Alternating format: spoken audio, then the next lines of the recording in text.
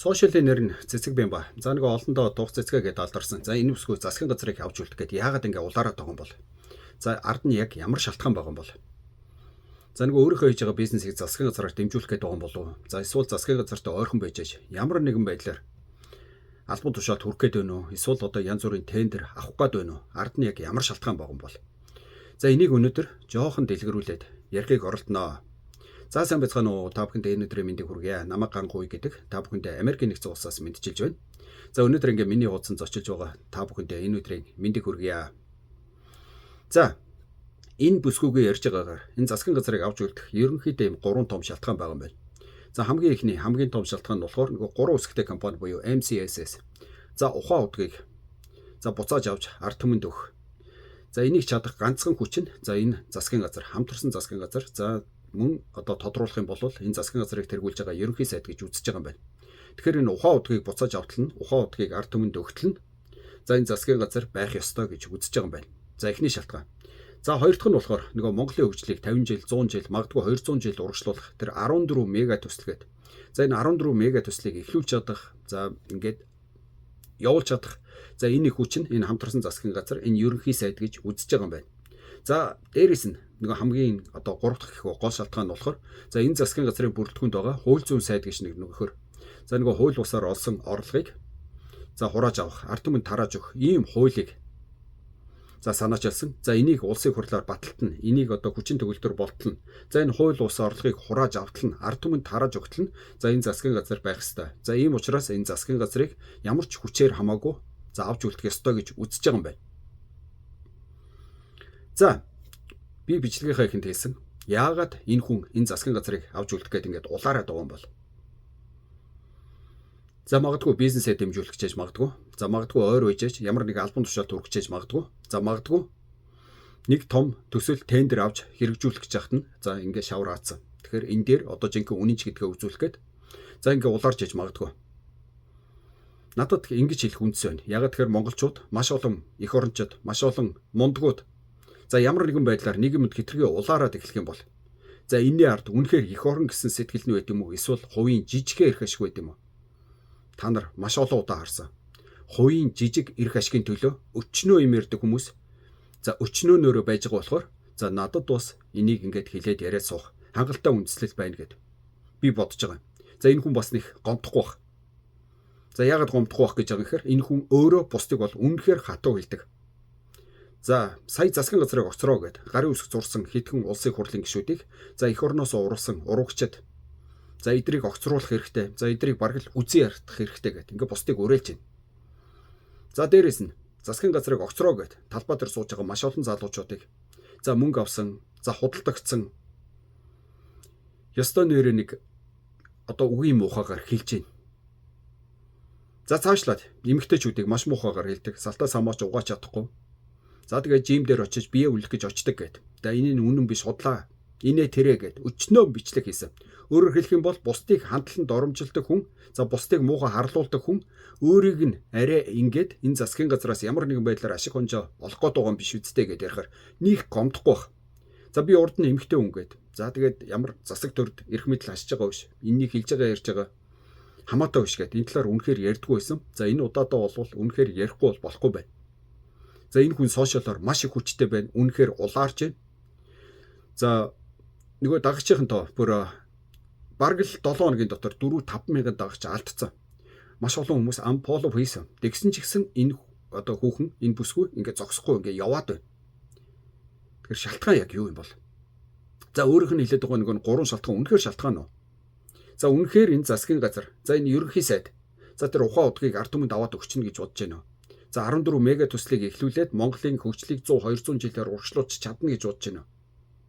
За тэр хууль ус орлого гэд инээ тэрэ тэр хуулийг батлуулаад үнэхээр өчнөө хүмүүсээс ингээд хууль ус орлогыг нь хурааж аваад ард түмэнд тараагаад өгч чадна гэж бодож байна. Би бол үгүй гэж бодож байна. Яагаад? Энэ бол ирээдүйд болох асуудал. Энэ хүн ерөнхий сайд болоод 6 жил боллоо. За 6 жилд адаглаад өнөөдөр урдах асуудлаа шийдсэн байсан бол за би энэ хүнд маргааш энэ том асуудлыг шийдчих байх гэд найдлаж болж байна. Гэтэл шийдэх асуудал өнгөрсөн 6 жил зөндөө байлаа. Гэтэл энийг энэ ерөнхий сайд шийдэж чадсангүй. За бүгдийг нөгөө нэг лайв хийдэг мөнх эрднийхээр бол ингээд бүгдийг нь булааг нь ярих юм бол бүр хитэн цагийн бичлэг болно. Гэхдээ зүгээр өнөөдөр юм товчхоо би одоо өөрийнхөө харснаар надад бэлдсэн барьсан юм юу ч байхгүй. Зүгээр энэ толгойд байгаагаа л би өнөөдөр ингээд ярив. За нэгдүгürt үний асуудал. Энэ ерөнхий сайдын одоо үед сүүлийн 6 жилийн дотор үн яаж өөрчлөгдөв? Үн яаж өсөв? За би нэг жишээн дээр яриа. За миний хувьд Америк нэгдсэн улсаас нөгөө сошиал дээр идэвхтэй байдаг гэдэг утгаараа. За бас нэг ганц нэг хүнд ч гэсэн бараа арай нэг хямдхан олж өгöd бас буюу хийж байгаа. Дээрэс нь 100 жилийн ингээд багахан хөлс аваад ингээ хүмүүст ингээ зөндөө тусалдаг. Янз бүрийн бараа Америк нэгдсэн улсаас аваад Монгол явуулдаг. За тухайлх юм бол миний ард ингээд одоо телевизэр. За аваад өнөөдөр ингээ Монгол явуулах гээд байж байна. За энэ телевизэр дэлгүүрээс Америк нэгдсэн улсын дэлгүүрээс $550 авсан. За дээрэс нь 100 жилийн үнэгээд $35 нэмэгдэж байгаа. За дээрэс нь каргоны үн агаараар явахад за 65 инчийн телевизийн үн $300 болж байгаа. Тэгэхээр та нар бодоод үзтээ $550 авсан телевиз $300 нэмэгдээд дээрэс нь $35 нэмэгдээд ингээд Монгол явж байна. За нөгөө талаар энэ телевиз Монголд очиод баталгаа байхгүй. Баталгаа нь зөвхөн Америк нэгдсэн улсад үйлчилдэг. Гэтэл монголчууд байгаа үн дээр нь $350, дээрээс нь 100 жилийн $35 нэмээд дээрээс нь баталгаа байхгүй байхад Монголоос хямдхан байна гэд ингээд авч байна. Нөгөө талаар Америк нэгдсэн улс иргэд нь ямар орлоготой байлаа гэдгийг та нар бүгдээрээ мэдж байгаа. Гэтэл монголчууд маань ямар орлоготой байлаа. Тэгэхээр хамаагүй бага орлоготой хэрнээ эдний авж байгаа үнийг бараг 2 нуглаад төлж байгаад монголчууд хямдхан байна. Монголоос авснаас арай хямдхан байна гэд ингээд баярлаад авч байна. Баталгаагүй ч гэсэн авч байна. Тэгэхээр үн Монголд болж гин үү? Та нар бодоод үзтээ. Энэ дэлхийн хамгийн баян улсаас бид нар бараг 2 дахин илүү үн төлж байна. Хамаагүй бага цалинтай хэрнээ. За энэ үн сүүлийн 6 жилийн дотор энэ хүнийг ерөнхий сайд байх үед бүр нүдэн дээр өсөж байна. За үн. За өвчин та нар ингээд одоо өвчин гэдэг бол сүүлийн 30 жил нэмэгдэж байгаа Монголд. За гэхдээ сүүлийн 6 жилийн дотор бүр арай л байна. Маш олон хүн ковидээр гин, маш олон хүн хавдраар гин, за маш олон хүн эмчилж эдгэрч болохгүй гэд гадаад дотоодод явсан гин, байдгаа барьсан гин. Ингээ барьцтай баталгаатай юм болсонгүй гин. Өдөр болгон гомдолж байгаа. Өдөр болгон та нарын эргэн тойронд чинь найз нөхөд чинь гэр бүлээс чинь иймэрхүү байдлаар хүмүүс ингээ яваад байна.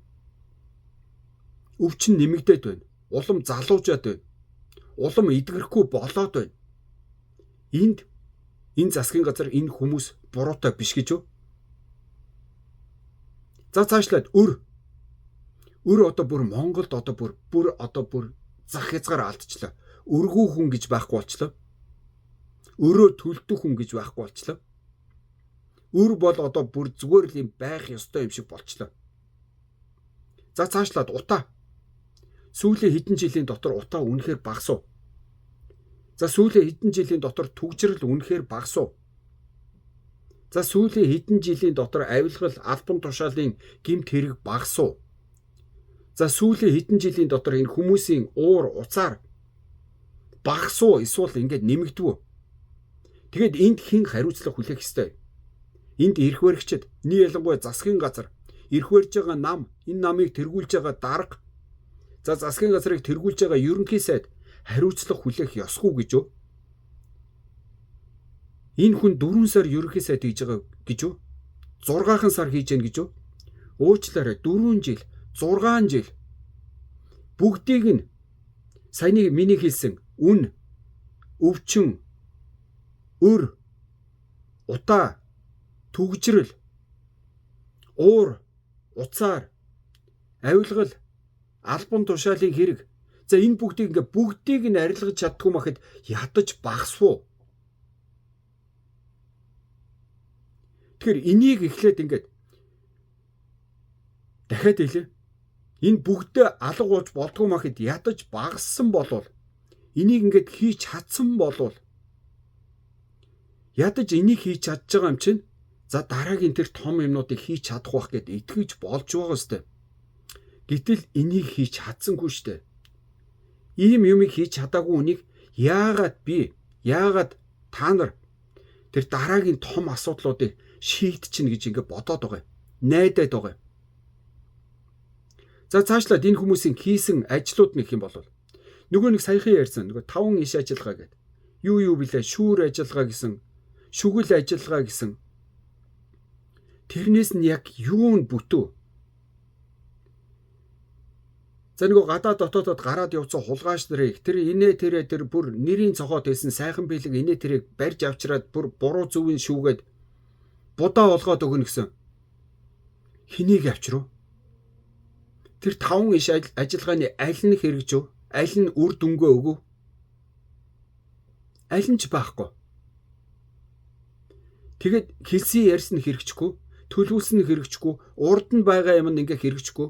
За хэрэгждэггүй махад ядаж нэг жоохон дэвшил гардггүй, ядаж нэг жоохон урагшилдаггүй. Ийм хүнд яагаад бид нар ингээ цаашаа итгээд байх хэвтэй.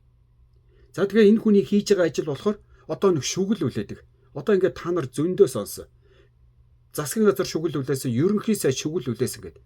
Уучлаарай. Шүгэл үлээлэх гэж энэ хүнийг засгийн газар болгосон юм уу?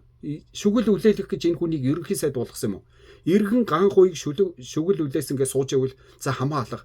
Ягаад тэгэхээр надад энийг шийдэх, энэний араас явах тэр хүч нь болцоод байхгүй болохоор за би шүгэл үлээчээд ингэ суучаж болно. Гэтэл энийг яг хийх ёстой, араас нь хөөцөлдөх ёстой. Ирэх мэдл нь мөнгө төгрөг нь бүх юм нь байгаад байхад би шүгэл үлээсэн гэд. Ингээ суугаад байдаг.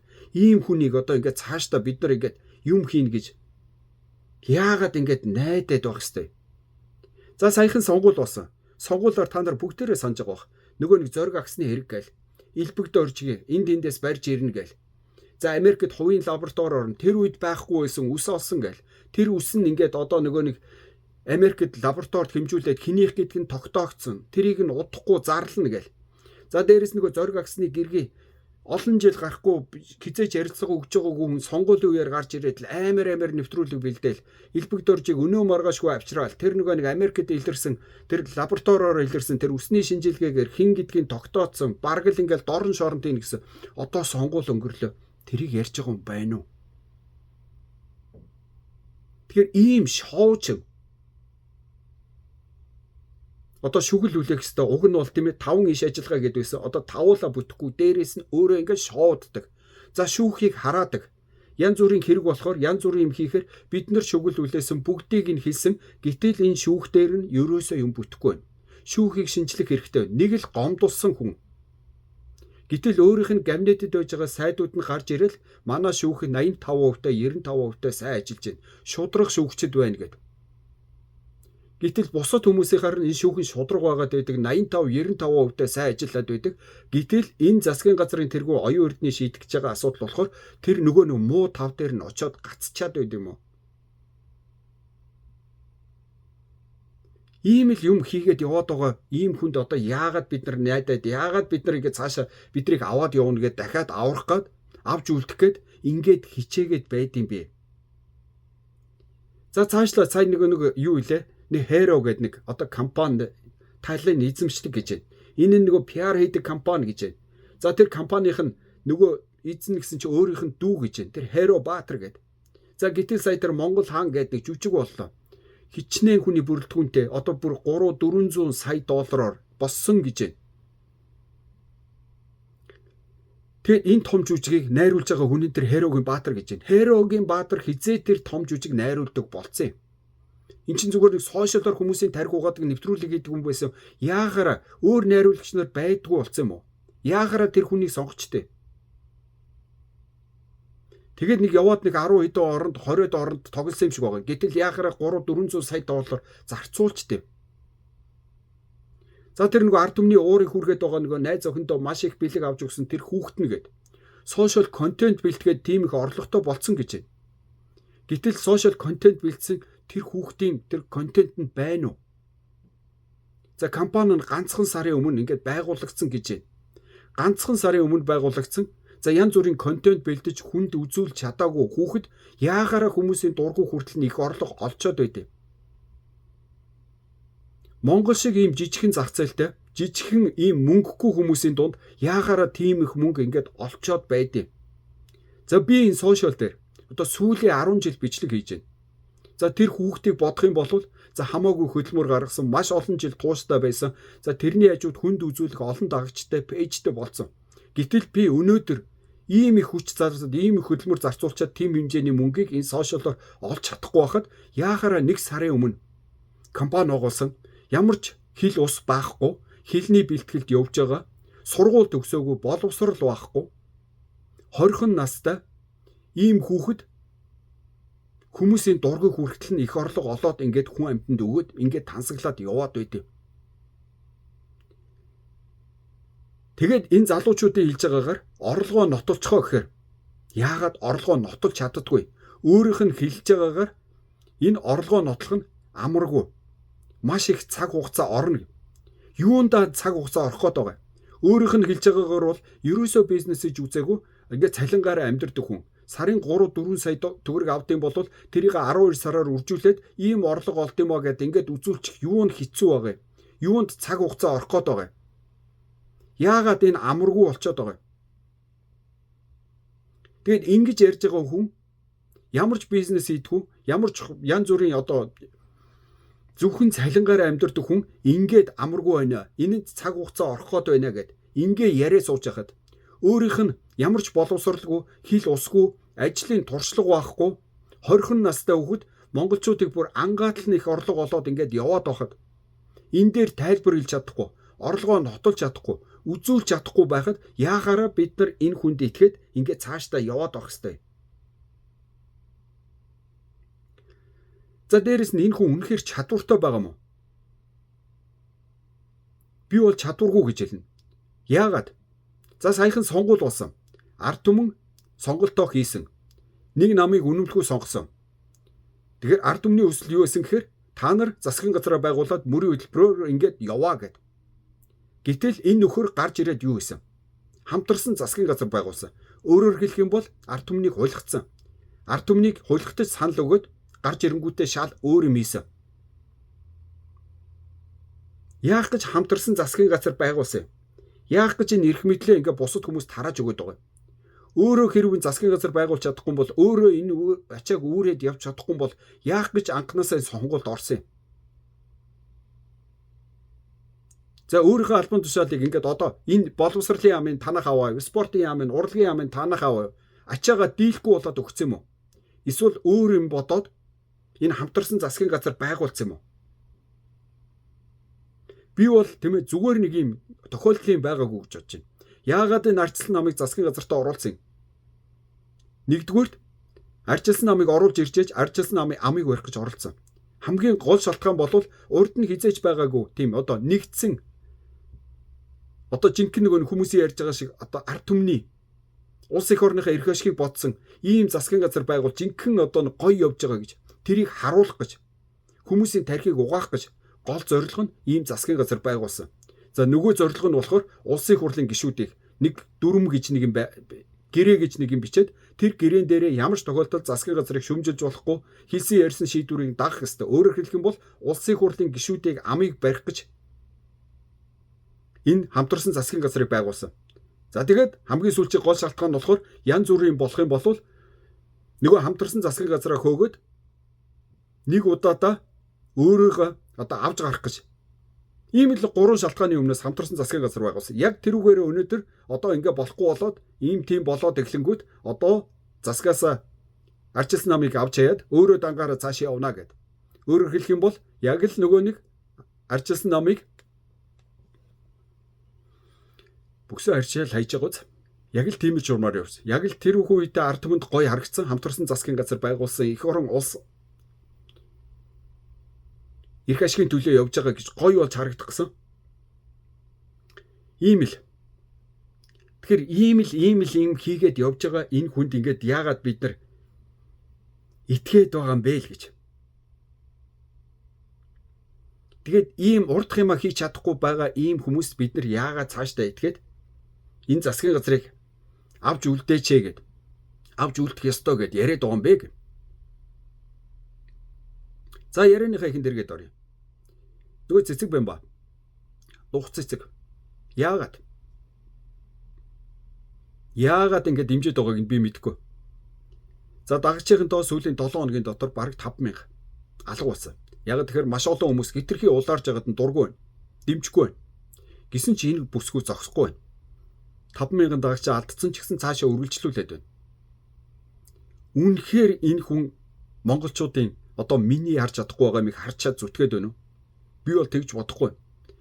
Энэ их улаарсны ард өчүүхэн жижиг хувийн эрх ашиг байгаа юу? Би бол тийм байх гэж бодож байна. Харин ямар эрх ашиг байгаа юм бол? Өөрийнхөө нөгөө хийж байгаа бизнесийг засгийн газраас дэмжүүлэх гэдэг байгаа юм болов? Эсвэл ойрхон байж засгийн газарт албан тушаал авах гээд байгаа юм болов? За эсвэл янз бүрийн нөгөө тендер ийм тийм том төсөл авч дээр нэг ярьсан штэ дунд голыг тогтжуулна инээ тэрэгээд тэрийг ганцхан чадах хүн нь бол би гэж цээжэд хэлдэг явсан. Яг тэрэн шиг. Дахиад нэг ийм тендер ийм авах гээд байгаа юм болов? За бүүмэд. Надад хардах хэрэг нь байна. Та бусад хүмүүсийг харлуулж болдог улсын хурлын гишүүдийг бүр эх орноосоо урвсан гэж цоллож болдог. Талбай дээр үзэл бодлоо илэрхийлсэн залуучуудыг худалдагдсан, сүнсээ худалдагдсан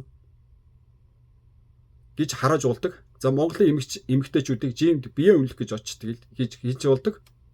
За ийм хүнийг за би өнөөдөр энэ улаарсны чарт хувийн жижиг эрх ашигчин байгаа юм биш үсттэй гэд хэлчихэд нэг буруудахгүй байх гэж бодож байна. За тэгээд манайхан доор коммент сайхан бичээд өгөөрэй. Санс сэтгэлээ бичээд өгөөрэй. Би энэ удаадаа биш нэг биш нилээ дуудаа бичлэх нь цаашдаа ерөн зогсохгүй иймэрхүү юмтай хизээ чивлэхгүй. Тэгэхээр хууцын маань бас сайхан дагаад өгөөрэй гэж хүсье. За баярлалаа. Баяртай.